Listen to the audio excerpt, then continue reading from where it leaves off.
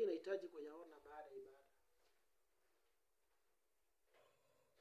Kwa nini wote ndoto mbaya kila wakati sikitimia? Mimi ninaota watu wakikufa na wanakufa, na nikiota wakikufa wanakufa. What does it mean? And why? Because of spiritual engagement. What does it mean? Amen. The meaning of spiritual engagement is your family line, your ancestral,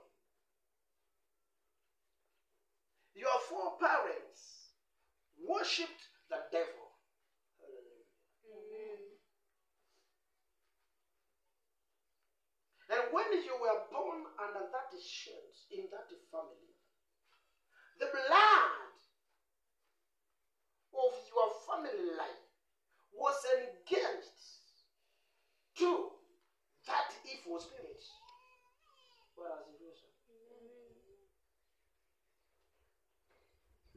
some covenanted with the devil are spiritual blood covenants to make sure no one will get out of it. So now you will not go beyond your family line until you will be born again. The so-called being born again takes you out of your ancestral line to spiritual fatherhood line. What does it mean? When I say spiritual fatherhood line, it means the book of John 1:12. Those who are not born in flesh or by the will of a man, but by the Spirit. Somebody. Amen. When I say your spirit is engaged, what am I saying? I mean a man has a spirit. And God is a spirit. What does it say? And now, the Spirit of God is there to witness together with our spirit that we are sons of God. In the book of Romans 8:16. Praise God. Amen. That verse of Romans from the mouth of Apostle Paul gives me a powerful understanding that a man has a spirit. Amen. Now, God's Spirit will come to remind you, to help your spirit manage your life with Christ. Hallelujah. Amen. In John 14:16, when he comes, he who the Lord will send, the Spirit of truth, will put in remembrance. Praise God. Amen. Am I reading something?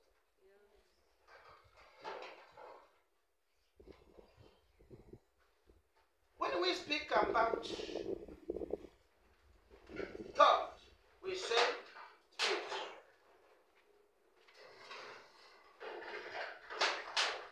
In John 4:24,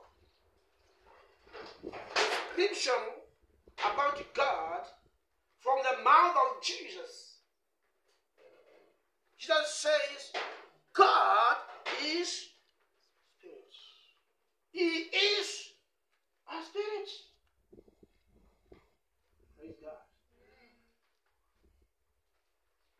So it means when you get born again, God can live with you without your awareness.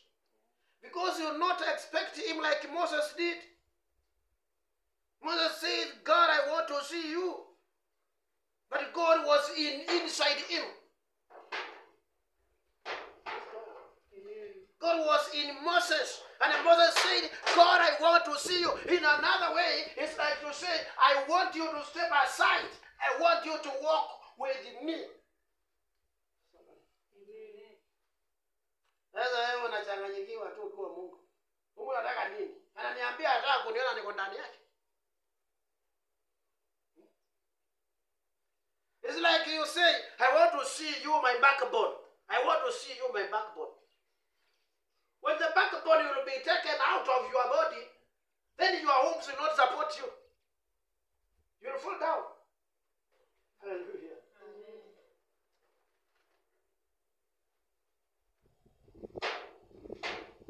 He is very terrible.